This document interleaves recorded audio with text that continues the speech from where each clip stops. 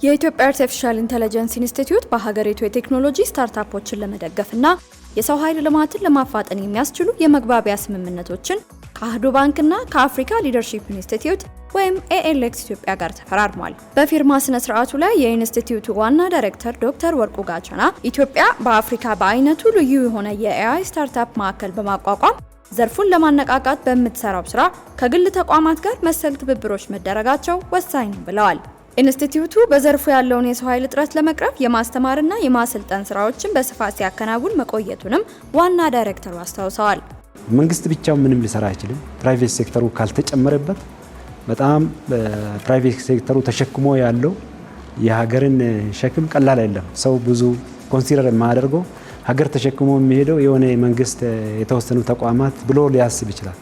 ግን ሀገር የሚገነባ ደግሞ ከፕራይቬት ሴክተሩ የፕራይቬት ሴክተሩ ደግሞ ከውጭ ኮኔክሽን ፈጥሮ ያውም ሀብት የኢትዮጵያን ሀብት ሳይጠቀም የውጭውን ሀብት ወደዚህ በማምጣት ወጣቶችን እያገዘ ነው።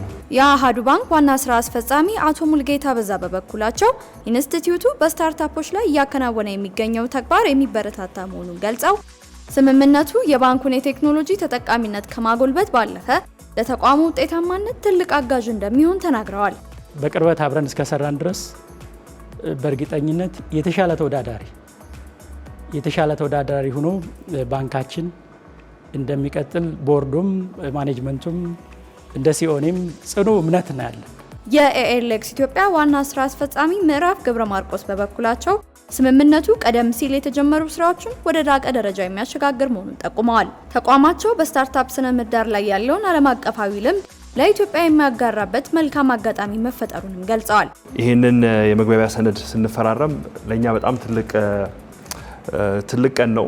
ይህ የጋራ ትብብር በኢትዮጵያ የኤአይ ቴክኖሎጂ ፈጠራ እንዲስፋፋ ጀማሪ የቴክኖሎጂ ተቋማት የፋይናንስና የቴክኒክ ድጋፍ እንዲያገኙ እንዲሁም ዓለም አቀፍ ተወዳዳሪነት ያለው የሰው ኃይል ለማፍራት ከፍተኛ ፋይዳ ይኖረዋል።